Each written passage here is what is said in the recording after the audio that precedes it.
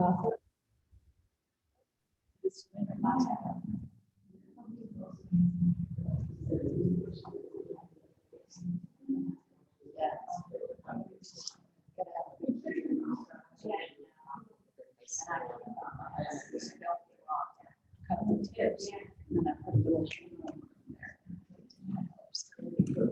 to our Zoom attendees, rolling in.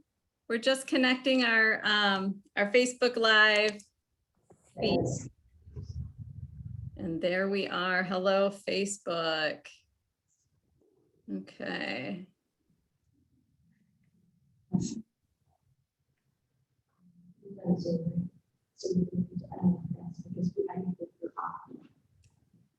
All right, everybody, this is going to be a little bit of a different one. This is Christy and I here at Crooked Tree experimenting with our hybrid format of offering this program both virtually and in person. We're excited to be able to start to do in-person programs, but we know that we've had a really great time connecting with our audiences virtually near and far. I'm joining from Petoskey, Christy's there in Traverse City. So bear with us a few minutes as we're just getting everything kind of finalized, and let our Zoom attendees come on in. Hi, welcome. And if you're joining us on Facebook, hello there too. Hi, everybody. I've got a technical question for Liz before we get started. Liz, I don't seem to be able to be switching spotlights too easily, so you still have that ability, correct? I do. Right now it looks like Facebook is picking up whoever's talking, and I currently have you spotlit for our Zoom audiences. Fantastic. All right, should we get started? Sure, let's go ahead. All right, so I want to welcome everybody. We are coming to you live from Crooked Tree in Traverse City, and it feels so good.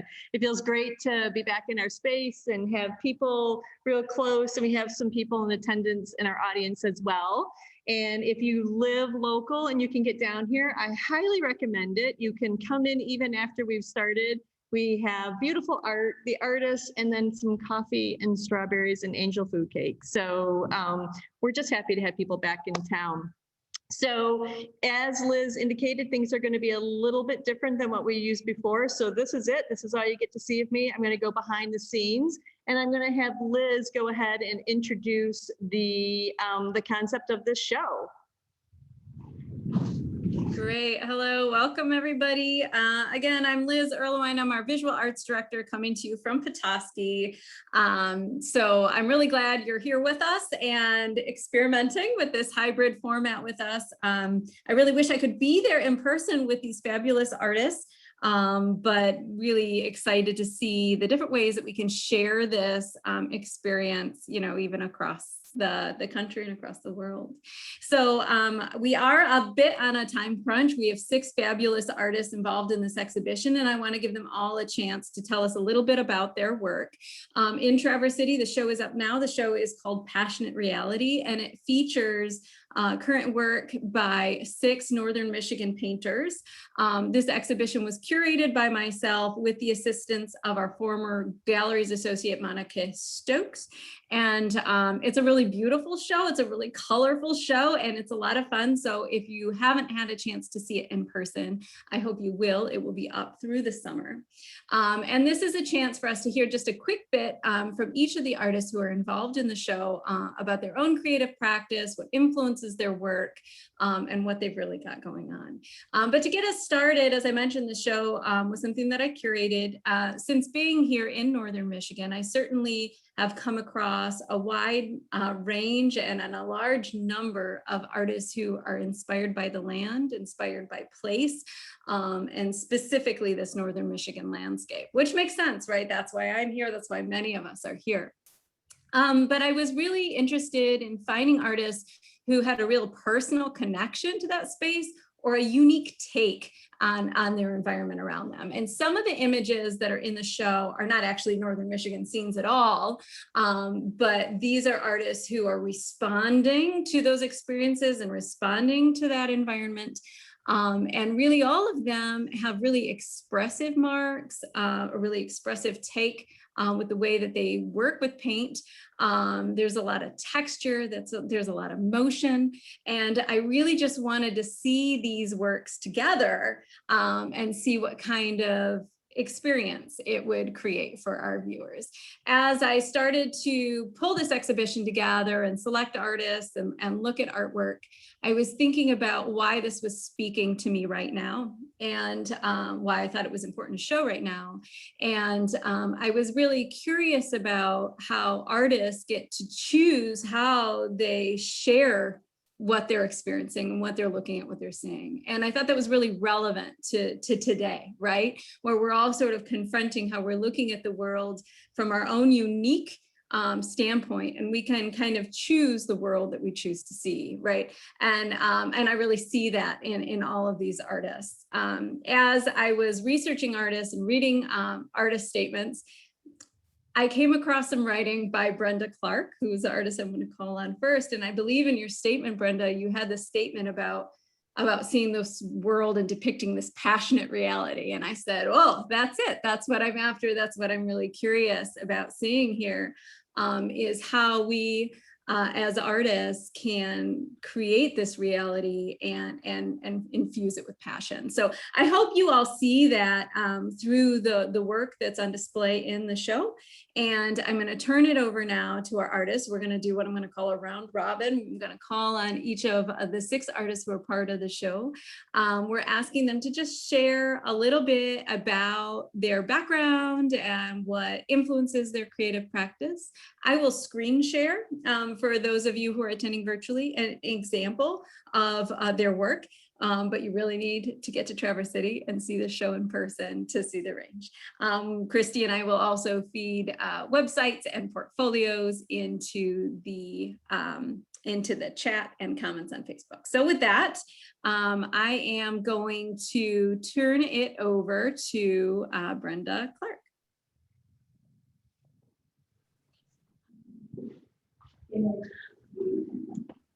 Hello. Are they ready for me? Hi, Brenda. Hi, can you see me? Oh, I'm on, I guess. Well, hello. I'm Brenda Clark, and I am nervous. I'll just say that I'm nervous.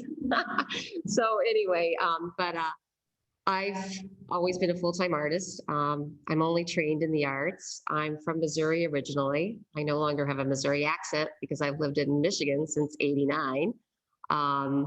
But anyway, I was raised on a farm. I went to undergrad at Truman State University, and I have a graphic design and painting background. I was fortunate to have great professors, and I went to college undecided, and basically they probed me in the first drawing class, what's your major? And I said, I have no idea. They said, I think you should do this. And I said, okay. So anyway, that's sort of how the path started. But anyway, from there, I worked at Kansas State University as a full-time graphic designer.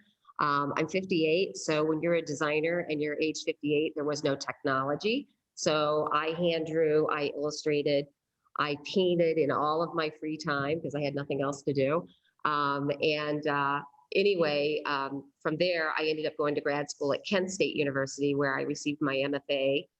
I had a painting studio and a design studio, and all of my thesis was about those two things merging together. And then from there, I landed a job at Michigan State University. It wasn't really on my agenda to be in academia, but as a grad student, I taught illustration. I taught black and white illustration, which is kind of interesting. And I always got really great work from my students. So my students really landed that job for me. I worked at Michigan State University in the art department. I taught graphic design. In the summer, I did teach some painting things, but really I was a professor of graphic design. But again, I was always honing in on students that you could paint things. And I was there during that technology transition where technology did come on board. So I was pulling all-nighters learning technology while the kids already knew how to use the computer.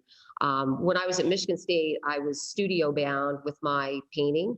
I was working really large scale, oil on canvas. I wasn't outside. I have to say that in general, all of my work is painted on location. That's my preferred studio. So when I was actually in grad school, and sort of backtracking a little bit, it was interesting. one of the first things I received was a studio space. And I really didn't even know what to do with that space. So I worked from photos. I mean, I managed, I sort of fell in love with it and all that good stuff. But it really threw me for a loop as far as figuring out what I'm painting, because I'm predominantly a landscape painter, I would say. I don't really know how that happened.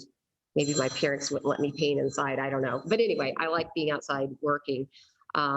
So I left Michigan State in the year 2000. I departed with my future husband, and he had lived abroad for 11 years and didn't want to live downstate. So we moved upstate. We actually landed in Leland. And it's a long story. I won't go into it, how we had to strategically have work and make a living up here and all that good stuff. But we started the gallery the year that I was 40, and I also had my first baby. And we have had a gallery ever since then. We're in year 19. So my painting schedule it morphs every single year as far as how I work. But the common denominator is that I do work. I do selfishly get myself out to do my work pretty consistently amongst raising a family and having a business. The gallery is just my work. I agreed to my husband that, yeah, we could open a gallery, but it could just be my work. And that was, again, selfishly, because I didn't want to manage anybody else. So it's always just been my work. It's kind of my studio / gallery. It's in Suttons Bay. I don't know, what else can I say? I knew I would start umming because I don't want to take too much time. So you're welcome. I think that's great. Brenda, I'm gonna, if you all can hear me, okay, I'm gonna share an example of your image. Of course, those of you in Traverse City can see it. Did that come through okay? Yeah, Chatty DH Day is what that one's called. So I have a lot of fun titling my paintings. Sometimes, other times I don't, but I'm pretty, when I go out to paint, I'm extremely spontaneous. I've got a lot of information about color. I have a design background, so I understand that red can read as black in the dark room, light blue can read as gray in the dark room, just because of my training. So I really love pushing what color can do. But I also like pushing the idea of how I can respond and not let all of my academic side take over, and also not let what people might think take over. So I truly I go out and, you know, I think I painted 3 DH days last summer, which is rare, but I went back, and this is probably the loosest one. It's on a big piece of paper. I love working on paper. I work on paper, canvas, and board. I would say that they all look a little bit different, but the common element, again, would be the way the paint seems to be bold. There's a lot of mark making. The mark making does sort of come right out of my graphic design experience. You know, I'm very particular about moving the viewer around. I'm particular, if you come up and look close at my painting, I want the marks to look amazing. And so even though they're very loose, I'm an extremely particular painter. And I don't really talk when I paint, because I'm usually by myself. So if I am in a group, you know, it's a little weird for me. I'm a little slower, I think, because I'm not used to chatting and painting. The looser I get, the more I have to hone in on what I am doing. Because if I think about it too much, I'm going to lose where I was at. So anyway, outside is a good place for me. There's really no one interrupting me. I get my work done. I finish the painting. If you put me inside, I'm a little bit of a different painter. I think about things more. I probably question things more. I might even doubt what I'm doing more.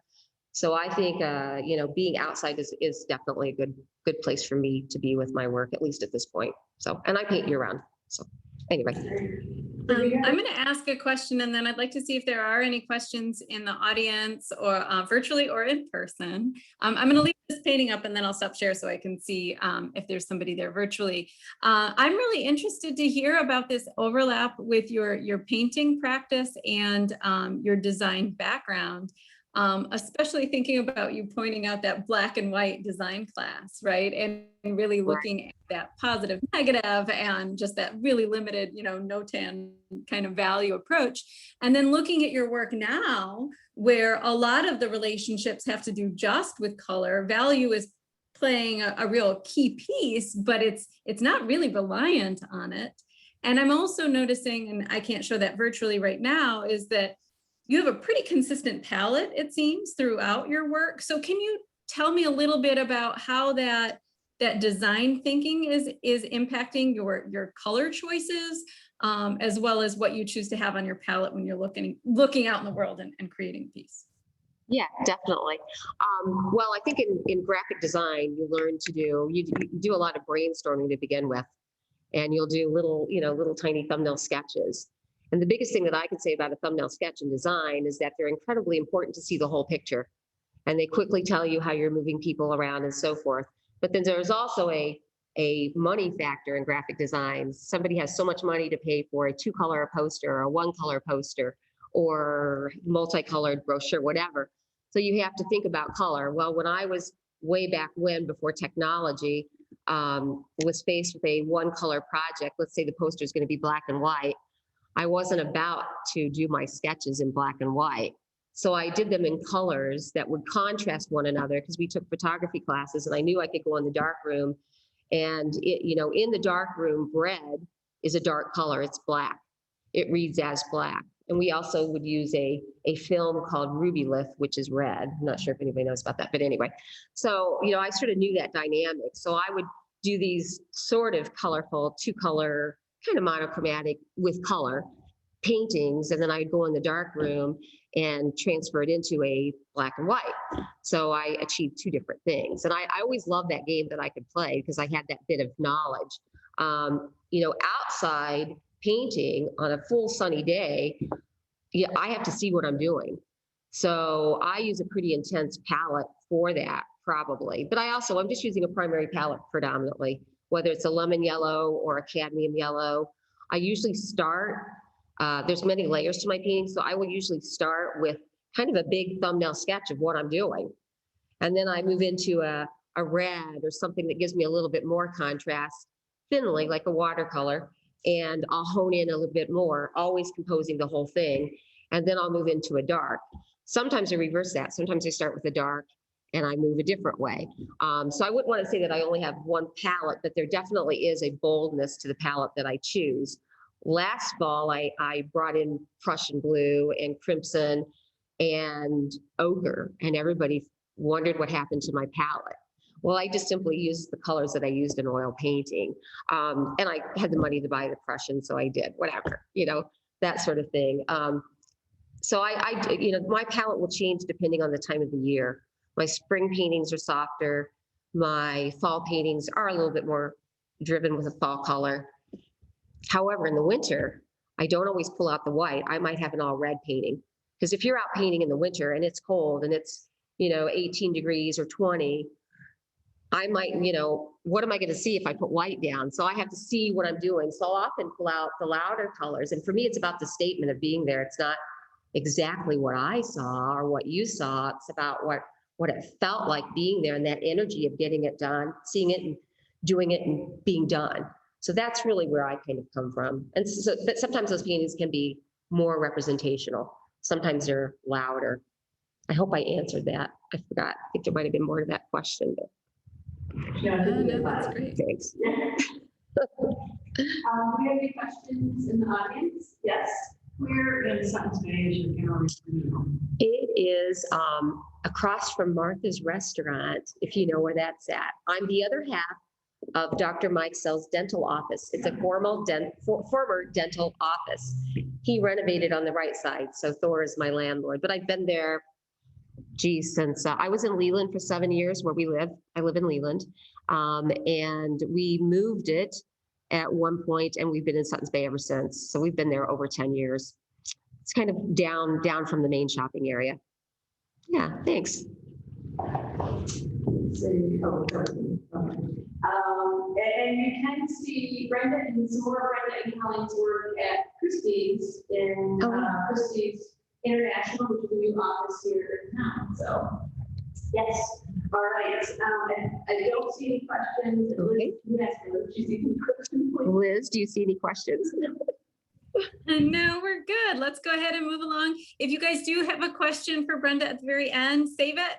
We're going to go ahead and let Pam Spicer come on up here. Thanks so much, Brenda. Thank you. Good morning. I just have to say, it really is a pleasure to see the vibrant art in this space. So thank you for inviting me to be part of the show.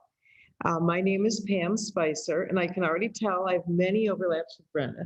I think finding your way through the art field is, it's as creative as making art.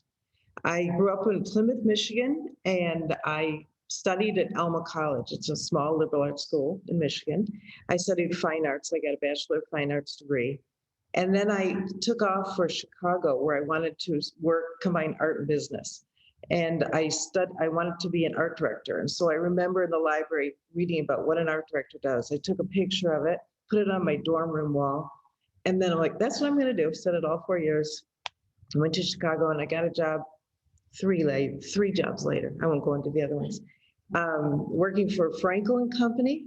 And I worked on McDonald's National Sales Promotion Agency. I designed the things you see in store, that translights and tray liners. And I did that for 7 years, and then got married, had a baby, and then worked for Simon Marketing, where we worked with all the toys and the Happy Meals, and it's in Oak Brook, Illinois. You might have heard of it because unfortunately someone did something illegal, brought down the whole company. It said, it's on TV. But anyway, loved it, loved the whole career. And then when I took classes at the Art Institute, also of Chicago, because I was in Chicago. And one of my teachers said, I want you to teach what you do. And I thought, well, I'm working as an art director, and that's what I love. But I did teach a class there for 2 years. It was design, it was on the computer. And, back then, as you said, it was black and white, but a joy. And the students we just had a blast. What could I do with my art using the computer? But long story short, about getting to painting, in college, my art professor would always say, Pam, whatever it was we were doing, photography, printmaking, ceramics, this is going to be your medium. And I thought, well, I'm so glad you know. And then I loved them all, but it wasn't until about 12 years ago, after I had been working for a while, and I started painting. And I started painting a lot. And all of a sudden, I could sense the painters in my family, my mom, my great aunt, my 2 grandmothers, all with me in spirit. I just thought, oh, I feel at home. I found my voice. So I have been painting ever since. I have been painting for 12 years with a teacher, Nina Weiss, in Evanston. She has taught me to, although you call it a palette, I use a warm red, a cool red, warm blue, cool blue, warm yellow, cool yellow, white plus Prussian. But from those colors, I can mix anything. And we are not allowed to use any other color. It's called contraband. We are busted if we do. And it's made me understand color theory and how to build form and create depth with using those colors. I paint both in my studio. One of the reasons my husband and I moved here 2 years ago, we live in Traverse City, kind of on the west side of town in the woods, in a new home. And we moved here because I wanted to have an art studio. That was one of the main reasons. And I thought, I love painting on my own. My teacher, Nina, always says, painting tells you what it wants to be. And I will agree with that. When I start painting, it just kind of takes me somewhere. And like this show, I'm passionate about everything I paint. It has to speak to me. And, that's how I get involved in the painting. And I want that to be communicated through the image. I also got introduced to plein air, which has been a joy. I have met so many nice people, and my group is not chatty. We kind of we're very quiet, and then we're like lunchtime. But we do paint outside a lot, especially here. All winter long, my hands froze a few times. So I think that is pretty much, let me think what if I had anything else prepared. Oh, you can find my work. I am in Sleeping Bear Gallery in Empire, and I have been there for a few years. Love it. I try to bring the work that I've done the previous winter. I bring it over there and enjoy being part of that gallery. This year, I'm new to Tinker Studio in the Old Mission Peninsula. During the past year, I painted birds. And I love birds, but I've never painted birds before. But they started calling to me during COVID, I guess, just having fun with the form and giving each one a personality. They're very loose. So I have most of my birds and some small pieces, some plein air pieces in Tinker, and more large scale oil paintings in Sleeping Bear Gallery. And that is about all I know right now. That's great. I'm gonna share an example of your work for our virtual audiences now. Is that coming through, you guys? Yes. Yes. So this is the piece that Monica and I chose actually for promotion. This is one of the first pieces that we both agreed on. It's like, yes, we want this piece in the show. But Pam, your work is kind of diverse in terms of subjects. And in the show, we'll have landscapes, a detail image like this. You know, you have still lifes. I'm interested to hear you talk about that ongoing education and constantly learning about paint and painting in that context. I guess I'm curious if you could tell me your thoughts about that. Do you approach a painting trying to apply some of those academic ideas of how paint is supposed to operate on a surface, or is it more intuitive than that? Everyone could hear that question, right? Yes. Yeah. Okay. No, Yeah, don't try to repeat that, right? I always ask my questions with 800 words. It's definitely intuitive for me. I think it's like any tools. Once you get comfortable with the tools in your toolkit, then you use them intuitively. And although I paint with just 7 colors, I can build anything, and I layer my work. So I do start with a ground, and then I put the image, kind of the composition on canvas, and then I build in some washy darks and then start to build up layers to create form. The image on the screen is from my friend's garden. I just happened to look down and I was inspired by the way the grasses overlaid each other and the way that there was so much depth in the shapes, and my in working on it, I realized, you know, it's a large painting. I wanted to make sure I had a focal point so that your eye knows where to focus and then kind of move around. It was complicated, you know, that's a lot of grasses in there, but it was a pleasure to work on. It really was. It was fun. Was that plein air, or did you take? No, all of my work in the show is in the studio. Okay. Yeah, I don't have any plein air pieces in this show. Okay. I have a lot now. I'm building up some. Good. Do we have any questions from our audience? Okay, thank you very much. Are you done with Thank you, Pam. So one thing, here, let me do this. Okay. Oh, now I look really big. Okay. Hi, guys. One thing that I want to point out as we transition into our next artist is like Pam's work, a lot of the things we were interested in the show, we meaning Monica and myself, were these representational paintings that verge on the edge of abstraction. And I think you can see that already in some of the examples that we shared. I'm really interested in how all of these painters are creating images that rely on a subject that they're conveying ideas or meaning or feeling through the subject, but also just really about that paint. And I think, you know, Pam was talking about that just a moment ago. And I think it makes a really nice segue to our next artist, Colleen Shull. Colleen, why don't you join us and tell us a little bit about your work? Okay, I just want to say I think this show is really beautiful. First, I hadn't had a chance to come in ahead of time, and it's beautiful, and the light in here is gorgeous. So I'm really happy to be part of this. I guess I'll do kind of the same thing. I'll first kind of try to do a quick overview of where I've come from and how I started painting. I've always painted, and I was born in Charlevoix. My parents were really artistic. My mom was a painter, and my dad was a sailmaker. And he used a lot of different colored, he made his own spinnakers, he designed his own sails, and I feel like that definitely influenced even just my color palette. And being up here in nature and the water and all of that. We ended up moving to Hilton Head Island when I was about 11 years old. And I went to an arts high school in South Carolina that had just started. So it was like the first inaugural class of that. And we graduated in 2001. So technically this is my 20th anniversary, but it's not happening, I guess, because of COVID. And then I went on to study at Kansas City Art Institute, where I studied painting with a lot of great painters who were kind of from the 1960s era still who were there. And it was like the very kind of last year that they all taught. And my professor actually passed away during my thesis.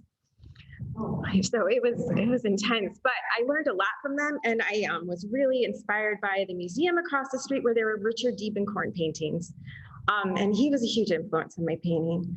And also Cecily Brown and Helen Frankenthaler, which I was thinking about kind of when I thought about like the concept of this show, and like kind of probably those three artists were my biggest influence with their like really bold colors and this kind of play in between abstraction and realism. And just, they still worked from life, but all their paintings had this abstract quality that I really gravitated to. And then after Kansas City, I went on to do my MFA in Dallas at the Meadows School of Art at Southern Methodist University. And that I kind of opened up my whole practice into, I worked completely abstract when I was there, and I worked from collage. And I also taught printmaking, figure drawing, digital photography. And I also was in school kind of in that era that you mentioned where everything switched from being like analog to like totally technology and everything. So like when I applied to art school, I had to do all slides, like the old school, everything. And then when I was in art school, everything switched to digital. And it was a really interesting like phase. Like also like cell phones came out while I was in college. So it's kind of that cusp of like the big shift, and it really affected art school in a weird way, just to have all these new technologies to use. So then by the time I was in Dallas, I was doing all this experimental stuff where I was making these tiny intimate collages, and then I was scanning them in these giant flatbed scanners and printing them large scale like this big and hanging them on the wall and then painting on them. And stuff, you know, this access I had to all this technology that is really expensive that I wouldn't have been able to do in my own studio. And so while I was in grad school, I tried to experiment a lot. I use all these tools I knew I would never get to use again. And printmaking too. So I was like printing on things and painting on them. So that was a really exciting time. And that was like 2011. So it's already 10 years ago too.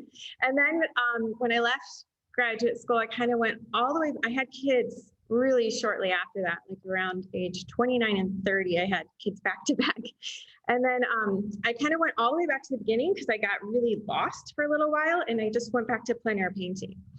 And we were living in California, and I was really, just shocked by everything I was seeing, because it was the first time I lived on the West Coast, and the color and the vibrancy of everything. And when I was 20, I started plein air painting with one of the Kansas City painters who took a bunch of us out. So it was kind of coming back to like the beginning. And then moving up here, I felt like I've kind of just been really inspired by having 4 seasons again. And someone else mentioned just having like that shift in palette and what you're seeing and the colors influencing you has been really exciting, because being in California for like 7 years, I didn't get that. So now when I see like the colors that I can see in winter, and the shadows and the light, and having that shift, and I work intuitively too, so the colors just keep evolving throughout the seasons, and I really enjoyed that, and finding these new color palettes. Half my work is kind of plein air and seasonal, and then I do my other half of work, I do a lot of floral still lifes in the studio. which have a lot of glass and color, and they kind of go back to my graduate thesis, which was all just colored kind of crystals and glass in abstract forms. So I'm really interested in like layering washes of color with impasto layers of color and building kind of transparent colors that I like to find this kind of glowing color in a lot of my work. So those are kind of the two bodies I've been focusing on here. And I also paint a lot of water, which is something I've just always been fascinated by. And it's really amazing having like local flower gardens, the water, and the like amazing light up here. So I think those are kind of the three things I've been drawn to. It's been about 3 years now here. Yeah, I've been very busy. In the meantime, we've also been starting a whole kind of art farm on the west side. My husband's a painter too, so we've been building a studio, doing plein air events, renovating a house, building gardens, growing flowers, raising little kids. So we both kind of tag team our art making time, and it's crazy, but it's, you know, it's really invigorating and exhausting, and the passionate reality really kind of resonates with me too, because that's kind of just like my whole life at the moment. But Homeschooling during COVID. yeah, COVID, actually all of these were painted during COVID, and I was really getting really uptight because I felt like I wasn't actually painting as much because my kids weren't going to school and I was at home. But I was sitting here just realizing I painted all of these during COVID. So, and kind of now that I can look back on like what has happened, I don't think I've fully reflected maybe on how this past year has affected my work. But I think, you know, we still had time to paint and still had time to, you know, keep moving forward and figuring out what's next. So I don't know if there's any questions. I'm just rambling now. Liz, do you have any questions? I'm sure she does. It's a little blown out. So I'm missing some of the audio, so I don't know if there are questions coming from the crowd there. No, sorry. We're waiting for you. Okay, super. Okay, so this is an example of your work, Colleen. And just to start us off, I guess what I'd like to point out is I'm really drawn to Colleen's work and the way that these brush strokes stand on their own. I also am a huge Diebenkorn fan. I don't know if I'd really seen that in your work, but definitely that overlap with the Bay Area figurative painters and this move between abstraction and realism is very present. I guess, do you want to tell me a little bit about what sort of motivates you to paint, or what you're trying to express through these paintings? Is it something that you're really thinking of in a conscious way, or tell me about what you're sharing through your work? Yeah, I mean, I work really intuitively. I don't really pre-plan much out or my colors. I like to work spontaneously. A lot of things I like to try to capture kind of these moments that I feel like are fleeting moments that I see in nature. Like an example, I mean, there's not a sunset here, but like the kind of like light effects you'll see, or like a glowing presence that, you know, is only there for a moment, and you could take a photograph and kind of keep it, but I'd like to kind of translate it into like what that moment maybe felt like. And I feel like I think about what I'm going to do a lot, and then I paint my paintings really quickly. And I like to have them to be very gestural and just kind of try to get this like essence of what that like moment felt like. So that's kind of what I want to convey. I don't necessarily think about the viewer much at all, because I feel like it is this personal connection and reaction to the landscape for me. Like and when I'm painting, I tend to just get in this zone where I'm not really, I know I'm thinking, but I'm like not, I don't feel like I'm as present. I had one professor tell me like in a drawing class, like that it was, what do you say? He said, like, you draw like you're breathing. And it was like this, like, yeah, it's fluid. And when I know things aren't working, I can tell because I don't get into that. Like, I don't know, it's like a Zen zone thing. But when I'm overthinking or it just doesn't happen, I get to this point where I feel like I'm not thinking, but I'm just reacting. And that's kind of what I think propels all of them. And if I don't paint, I feel really anxious and really grumpy. And it's like I have to get it out, right? And it was really difficult when I was going through like postpartum and having babies, because I had one and then I literally had the other. So I didn't get my groove back. And then it was like 3 years until I like really got back when I got him into preschool. And it was this kind of like cycle of like, got to get back into this. And now they're 7 and 8, and I feel like I've finally gotten my flow back. Yeah, so I don't know if that answers the whole question. No, that's great. So any questions before we move on from here from our audience? All right. Thank you. Okay, thank you. Thanks, Kelly. Debra. Hi, I'm Debra Howard. And I was thinking about this, like how would I go about explaining myself and my art? And I realized that stories, when they're told, are linear, but they're in actuality, they're circular. So everything that I've experienced somehow has found its way into my work. I moved to Miami in 1959, and it was the most amazing thing. It was like a village at that time, and I spent my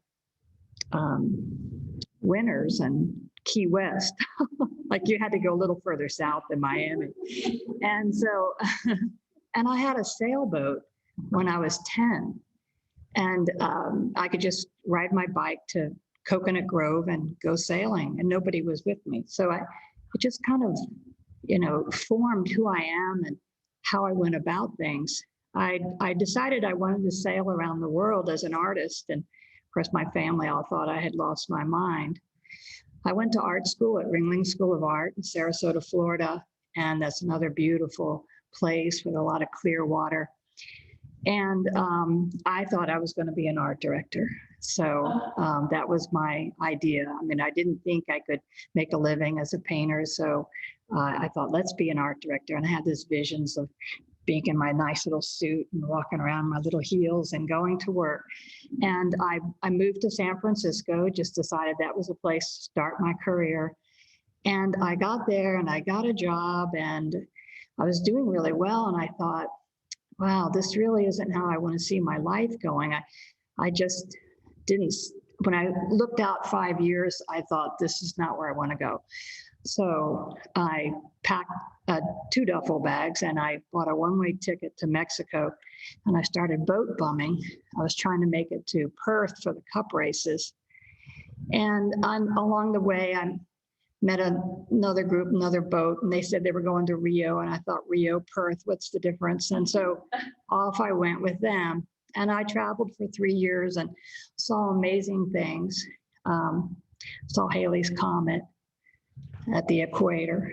And then I decided I wanted my own boat. So I came home and I got another job in advertising, but I was more of an illustrator at this point. And I bought Ling Ling. She's a 44-foot sailboat. And I started traveling. I lived on her for 28 years. I raised a child on her. And I started painting when I was sailing. And one day, I was just north of Savannah, and I had engine trouble. And I started painting on these little boards with oil paint, just little impressions of, I'd walk around. I had a child with me and an old dog. I would paint these little things, and I had stacks of them while I was waiting for this engine repair. And there was a little gallery across the way. I didn't have a car. I put my paintings in this box and rode over this bridge and went to this gallery. And I thought, wow, if they take a couple, I'll be thrilled. And they took all of them. And I thought, oh my, I'm a painter. So woohoo, I'm an artist now. And that's pretty much how I became a painter. And I've just been continuing with it for a while. So eventually I sailed into the Chesapeake, and I took a job actually as an executive director for a museum, a history museum on this tiny island in the middle of the Chesapeake Bay, where it was a 45-minute ferry ride just to get to shore. And I had art groups come out, and I continued painting. I did a series. It was a painting a day, a plein air painting a day, and I posted that. And I lived out there for 3 years and realized that it was probably time to get off the island. People really didn't speak to me very much. I was an outsider. When I first got there, they thought I was an undercover DEA agent. So, it was just one of those crazy places. But I did love running the museum. And so I decided sailing, believe it or not, the boat was getting past me. I was getting a little old for it. And so I sold Ling Ling, and I bought a trailer and a truck and an old home. I bought an old Victorian home, and it's in Maryland, and I haven't seen it in a year or two.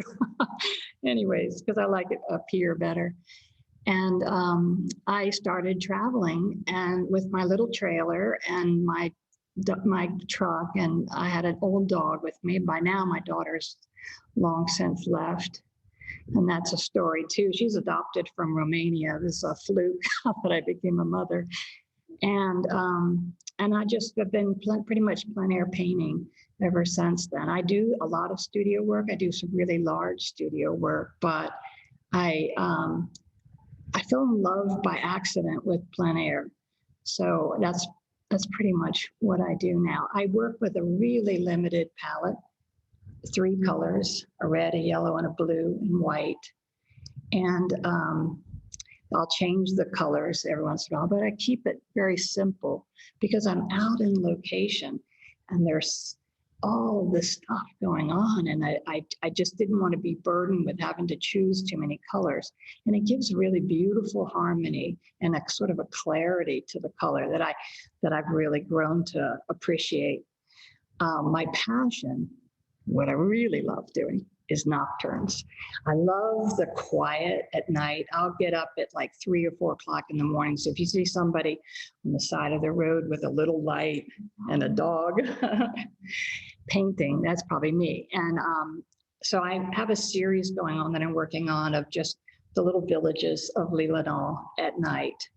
And I like it because the jewel tones and the colors at night. I mean, there's so much color at night that you kind of don't see right away until you can be just really quiet with it. And I have a specific palette for a nocturne. I use phthalo turquoise, alizarin crimson, and cadmium yellow deep, and a warm white that Gamlin makes. And it just allows me to come in with those rich darks without it becoming muddy. They're still really clear, and it lends itself to how I see, the world. How did you wind up in Michigan? Oh, that's a good story. I do a lot of, I've been artist in residence at a number of national parks, and one of the parks that I was a resident of is Sleeping Bear Dunes. And I went out there, I had my trailer, and usually it's a 3-week thing because I had a trailer and they had open spots. I hung around there for 9 weeks painting. And I just looked around the whole area and I just fell in love with it. The beauty here isn't jaw-dropping or grandeur. There's something about this place that's just lovely and peaceful. And the light is so blue, and it just really resonated with me. So I started plotting and planning, trying to figure out how I could do this, And so I have a RV space in Omena. There's only 5 spaces there. I'm the world's luckiest person, and I have one of those spots. And I have a giant trailer, and it's got a studio in the back. So that's where I'm at for at least 5 months out of the year. I do as a base. I will travel to plein airs in Wisconsin and the UP and Indiana. I go all over to paint. I have this little trailer I do that with. And and I show at the Empire at Sleeping Bear Gallery. And I'd have a number of galleries in South Carolina. When I'm not here, I'm in South Carolina, completely mesmerized by the low country landscape. There's one of my South Carolina paintings in this show, so come on out and see it. And I have been the artist in residence at the Big Cypress National Preserve. It's not a park, it's a preserve. And it's the size of like Rhode Island. And it's absolutely overrun with alligators and crocodiles and snakes and all sorts of crazy things. And so when I got down there, they gave me a week survival course before they would let me loose to paint. And they gave me this little one-person canoe and I paddled through it. And I think I have one of the paintings that I did from in the mangrove tunnels there with some ibis and whatever. So anyways, it's been, I just don't think there's any way for me to separate my life experience from what I paint, and the patterning and the color texture. It all started when I was a child, and it has just incorporated itself into everything I paint. This is fascinating. I'm sure that we could do many sort of Oh, this is a plein air. And I painted that standing in water up to my knees. And on the other side of that, that's called, those greeny things, that's called a alligator flag. So behind that is an alligator hole. And they make that. But you just have to know seasonally when they're coming out. And so I painted, see how the dark, I painted it so it looked kind of dangerous, because it was. I mean, so, but there's another one I have that's a studio painting. You can tell the difference. That's a studio painting. And it's very large, but it's from my little canoe that they gave me going through the mangrove swamps, you know. It was the most, I mean, there'd be like, I'd be painting and I'm in the back of my truck and my feet are up and there's an alligator there, you know, I mean, they're everywhere. So yeah, I had to leave my dogs at home. Terrible dog stories, but you know, all right. Any questions? It has been fun. Do we have any questions here? And then you just want to ask Liz if she has any, because I can't see. Oh, I'm sorry, Liz, do you have any questions for me? Yeah, I'm trying to, let's see. I do, but in the interest of time, I'm going to hit you up later. So we're going to go ahead and move to our other artists. But oh my gosh, fantastic stories, Deborah. Thank you so much. I really think I'm going to look at your work in a new way. Susan is up. Oh. Hi, are you ready? I am Susan Glass. I have no alligator stories, but I do feel that this is a very simpatico show. I love being in it. Thank you, Liz, for doing this and putting us together. I think we all need this after COVID, this color, this energy. I have to say, I'm always looking for that energy in my painting, in my work. I don't think about it. And I agree with Colleen that it's best when you're in the zone. So I'm always trying to get to that zone. And I started out doing art in high school. You know, I kind of identified as an artist. One of my loves was woodcuts. I did a wonderful portrait of my headmaster in a woodcut, which was rather unflattering, I'm afraid. But I always loved that strong contrast, that graphic black and white. So I think a lot of us who've come into color understand composition and enjoy that, the graphics of the black and white. So I went to the University of Michigan, not understanding that the art school was totally separate from liberal arts, which was the school I was accepted in. So my counselor said to me, if you want to be an artist, you should learn something else first. Well, what did I know at 17, 18?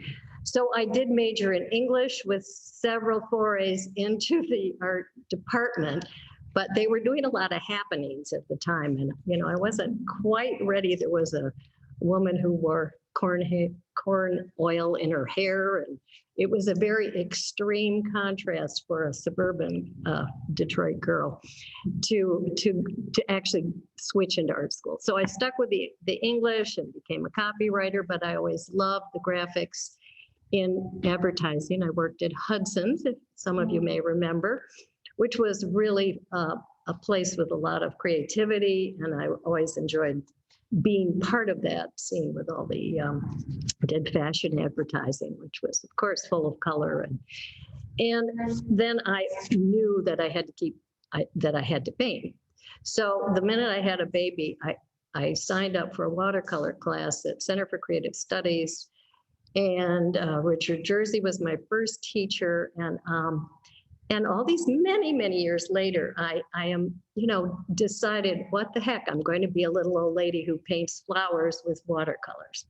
So hopefully I segued into grad school after my 3 boys were old enough to somewhat cope. And I did get a master's in painting from Wayne State, which was a very different experience from being a suburban mother, which of course I loved. And I seem to need that. I seem to embrace the energy, very diverse campus, lots of male teachers, and a kind of a feminist point of view from lots of female students, which was helpful. So I also learned a lot about painting, but the male teachers were very much focused on oil paints, not even acrylics, but I did take some watercolor. Robert Wilbur was still doing watercolor classes. There had been some women who, Louise Nobili had been a teacher of mine in the suburbs. But, there was a feeling that if you were going to be a painter, you had to learn about, really squishing around with the oil. So I did that and got my master's. Eventually had a studio in Detroit in the Brooklyn building, which was a wonderful artist space. And I concentrated on painting on windows because I liked the resist of the glass. There was something about it that helped encourage the patterning of the brush stroke. So now in my watercolor, I'm very much about making that direct mark. It's not really calligraphy, but I feel like it's a language that I've developed over many years with my brush, that connection between my hand, the brush, the patterning, the mark making, and I guess I'm always looking at something too. I will say that it may not appear that I think some of my work tends to become towards the end of design, but that's just a real intuitive thing that sometimes happens. It's always informed by looking. And I think I always approach my subject matter as something I want to understand. I'm not thinking too much about the viewer, but I'm thinking about how I want to express what I'm looking at and what are the relationships. I don't know if Liz can show the scattering image. It's a milkweed pod that's very zoomed in. And that's the only piece I actually did in the studio, looking at a real milkweed pod zoomed in. It was done specifically for a show at Crooked Tree in Petoskey that the faculty at North Central Michigan College put together, and the theme was seeds. So I might not have done that had I not had that theme in mind. And I really studied those. But the other thing about watercolor, the white in watercolor is always the paper. It's leaving out the paint. So playing with the white puff of the seed and the repetitive nature of that mark. This particular one, no bold brush, that was the tiniest brush I could use. So that was the contrast between the dark seed and the fluffiness of those wispy marks engaged me and was a little different, but all about looking. And the other works in the show were all done on plein air, really, pretty much outside. The 2 Trillium paintings. This is the Trillium Indigo, and in this one, as I'm also looking at that negative space, what is around the actual subject. So because I had to leave the white of the paper to get that bright trillium white. So it might, I'm looking at the white shape first, the greens of the leaves. And in that one, I was particularly interested in going very dark to pop out the white. The other trillium is a little more graphic. And sort of the opposite of that was the Lupin painting, where it's that same indigo blue. No, next one there. So in that, the white of the paper is just left pristine, and I'm enjoying all those spaces in between the little parts of the flower. And that was just trying to get the mark to be exactly the way the actual shape of the flower pieces, and enjoying the pattern and the energy. I'm always looking for energy. I feel it's almost musical a little bit, like beats, heartbeats. And then the last picture, I would love to show the garlic scapes and cherry tomatoes, because that really is vivid color, and it is painted at the Harbor Springs Farmers Market, which I surprised myself by discovering a muse in the market vendors who go to such wonderful lengths to display their wares. And this, the Carrie Bianchi at Black Barn Farm has this wonderful gnarly basket, which she puts with that, that handle that's all kind of wiggly. And so I think I probably exaggerate that a little bit. The space isn't 100% accurate, but it's more the feeling of all this density of fabulous flowers, vegetables, color. And I did discover that having a lot of people around is very energizing. And I actually kind of like to talk while I'm painting, because then I'm not thinking about it too hard. In some ways, I can get, I will look back and say, oh, I just did the right thing, without even trying to say, oh, where do I make that next mark? So. Very nice. Do you have any questions? And you can ask those, share. Oh yeah, Liz, do you have a question for me? No, thanks, Susan. I really appreciate the looseness and the gestural quality that comes through the lightness of that. And I think that of your work, and I like the watercolor in contrast with some of the heavy paint applications that we see elsewhere. So thank you for being part of this. Yeah. Oh, I just want to give a little bit of a plug to watercolor, which can be, as you see, bold, and so that's what I'm working for. Thank you. Thank Yeah, you. thanks. Yeah, I mean, I remember that too in school. Nobody did watercolor, right? I mean, there was kind of a bias in there. Okay, our final artist, Jennifer Tobias. Well, I'm going to make this short and sweet since I'm at the end. And Take your time. I've been painting the least amount of time of everyone here. I've been painting about 9 years. Prior to that, my creativity took the shape of owning home stores in Michigan, throughout Michigan, for about 24 years.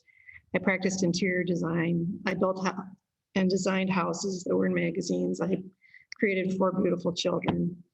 But I did paint. I think because at about 7th grade, I had to choose, and I always took band and French. So no perspective, no art. When I wrapped up my business about 9 years ago, the only thing I could think of that I wanted to do was paint. I don't know why, I just wanted to paint. And moved to Chicago, remarried, moved to Chicago, started painting there, made virtually all of my friends through painting. And it's what I do all the time now. It's what I think about all the time. It's really where my creativity finds itself. I had a strong sense of color in my previous career, and I realized over time that not everybody sees color the same. I remember one time I had shops both downstate in Bay Harbor and Petoskey, and one time I was in the store in Bay Harbor, and it was one of those days when the water's kind of an indigo color, and there's these white caps, and this man wandered in, and you just have to say something to him. And I said, wow, the colors, the lake is so beautiful today. And he said, oh, does it change color? And he just blew my mind.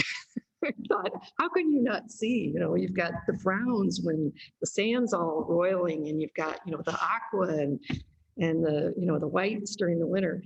Not everybody sees color. And in interior design, I learned that some people are excited by color or stimulated by color, as I am, and some are enervated by it. I had a couple who, the wife kept wanting to put all these beautiful colors in, but her husband was a radiologist. And I finally said to him, I turned to him and I said, you know what? You have to look at x-rays all day long, and you're bombarded with pattern. And I bet when you get home, you just want restfulness. And he said, oh, yes, thank you. And then his wife got to do whatever she wanted to do, because I could feel his pain. My paintings, I realized in looking what's here, reflect themes that I wasn't really aware that I have. The predominant theme would be places. I'm from Western South Dakota originally, so if you are on my website, I paint buffalo a lot. I've spent a lot of time in France, so I have at least 2 paintings here that are French origins. I live in Chicago now, look out on the other side of Lake Michigan daily. So I have a lot of pictures, especially interiors, looking out. And then I'm here half the year painting all the beauty around us. Besides place, the other thing that influences me is the time of year. I'm a July baby. I grew up in a place that had sun 300 days of the year, and sun just brings me life. And in the summer, I'm outdoors, I'm painting flowers, I'm painting the water. I couldn't be happier. When winter comes, I'm one of those people who wakes up to a light box every day. And I go inward, and that's when I tend to paint abstraction. I paint more intuitively. I get into more dreams. I get into more memory.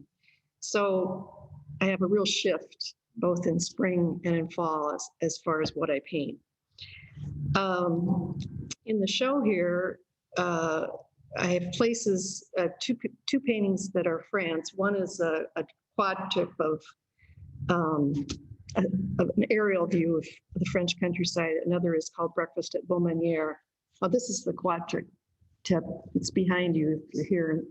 And that was done from a photograph that I was given in a class. And I don't know why I decided that I was going to, that's the photograph. I put 4 pieces of paper on the floor and I painted it all on the floor. I just decided I wanted to cut it in 4, and I wanted each piece to be able to stand alone as an abstraction, or the 4 of them could read as one piece. And I call it the blue roads, or le chemin bleu, because the roads are what connect the whole thing. The other French painting is Breakfast at Beaumanière, which is, Beaumanière is maybe my idea of heaven as far as places to stay. And it's looking out in Provence from the patio where we stayed. As far as time painting or time of year paintings, I have an abstract daylily, which is right in your face. You kind of have to step back to see that it's a daylily, and it reflects the fact that in the summer, I'm really present. I'm right here. As well as a painting of my hydrangeas called Already Missing August. In the winter, as I say, I'm more introverted. I'm looking at memory. I painted a memory of my daughter's wedding, which was held in my garden. And that piece, I just wanted to capture how much fun it was to have these parts of my garden that I worked on for a year turn into rooms. And I have a little flower girl cavorting and this bride and groom having a little private moment in the back. It was parts of so many feelings that I had on that particular day. I also have a piece in the show called Submerged. I have no idea where this piece came from. I guess somewhere deep inside of me. It's very bright colors, and sort of tropical, but actually looks almost as if you're underwater, and it has a lot of texture in it as well. I will wrap this up by telling you that the best place to find me is on my studio on Old Mission Peninsula. I can be reached on Instagram or online at Jennifer Tobias Painter, and you're more than welcome to come and see my work out there. Just give me a holler first so that I'm there. Besides being in this show, and I'm so honored to be with these painters. My work will also be out at Bonobo Winery for the months of August, September, and October. Bonobo, yeah. If I can answer any questions, I'd be happy to. Well, and for those who don't know that I talk, I find it fascinating that you're able to balance that intuitive in the winter, pulling the ideas that you kind of just put to rest. Like, it's like the garden wakes up in the winter for you. Well, the garden and myself wakes up, right. But Yeah. I'm really happy this time of year. Yeah, that's fascinating. Any questions here? I don't have a question, but I just wanted to say this is probably the most inspiring morning in that over here. Oh, that's so nice. I'm not a visual artist, but I am a writer, and I did give birth to I'm a creative artist. And I say that about my own daughter, but wow, I just love hearing what inspires you and the story. And I am a storyteller, so I think there isn't life is art, art is life, one or the other, right? So just thank you. Wow. Thank you. That's great. Oh, Liz, did you have any questions? I'm not seeing any questions come in through the chat. So Christy, this is where it's going to get a little hard for us to navigate the two different locations. So I want to let everybody know we anticipated going about 10 minutes over, and we did today. I do have one follow-up question as we kind of wrap up, but if some of you have to get going, I just want to say thanks so much for joining us. And for experimenting with our foray into working virtually and in person, and it went all right. So I'm grateful for that. And of course, a huge thank you to all of our artists. Beautiful pieces. I learned something new from our conversation today, and I'm excited to see the works again in person, thinking about some of that background and inspiration and context. So thank you everybody for coming. Christy, do you want to go ahead and say? I do. So we have the artist reception on Friday, June 25th from 5 to 7 p.m. And we will probably have some of our artists in participation. So it's our first art opening in a long time. So, it's another opportunity if you couldn't be with us, because I saw that we had quite a few people coming to us virtually. So maybe just make a day of it and come to Traverse City and hang out. The gallery's cool and the temperature wise, and then you'll get to see the art and the artists. And we have some new staff I'd love to introduce you to. So come on down or over. Great, thank you. Are there any other questions there in Traverse City? No, so we just had a comment. I don't know if you could hear it. I could see it transcribing, but one of our attendees said that this just kind of gave her a boost after a long year. So, so Liz, thank you for pulling these artists together. And we want to say thank you to the artists, because it really is. And it's a treat to be here every day. Terrific. So my follow-up question, which is completely unrelated, but having all of you physically together in this space, just going down the line and hearing some background, there were a couple of things that stood out to me that did not influence my curation of the show, but it just so happens that all of our artists are women. It just so happens that all of our artists are mothers, right? Which are things that I didn't know. And I'm wondering if any of you have any thoughts about that and how that impacts your practice. I mean, everybody mentioned children, and so I think that's very interesting. So I'm just going to throw that out there as our afterthought. How do you think motherhood has impacted your creative practice? So Christy, you're going to have to stay there at the mic and translate for me. Do that, but they can also knock me over and speak. That works too. Move out of the way. Does anybody want to comment on that? Where do you begin? I found that interesting personally because I'm a little hard time for everyone has children. I'm kind of in the middle of it right now. So it's really interesting for me to think about that. Do you want me to stand up? Because I think I struggled for a while right after that happened. And how do you like keep up the work? I actually have just like given into, letting them make work with me sometimes, making sure someone else is watching them when I go do it. But like, for example, this top little one of the ice skating, those are my kids ice skating. So also just like, I think it's forced me to kind of almost have this new fresh perspective of like seeing everything through their eyes. And that's inspired me in the end. So that's been really interesting because I feel like also I came back to Michigan, Northern Michigan, because I loved my childhood here. And it's like they're going through that. So I'm having like these times where I feel like I'm painting my memories, but also painting like what's happening right now at the same time.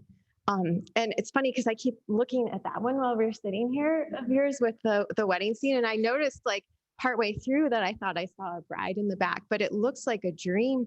And there's this like kind of like really light thing to it that's also like there's kind of dark, and I feel like that is like the memory dream part of it. But yeah, I keep staring at that and like thinking about like with plein air, I don't always add figures. It's not easy to add figures into plein air painting or people into painting, and I feel like that's been a new thing where I've like started to do that, and I feel like that is kind of partly a motherhood experience like in itself. So. Yeah.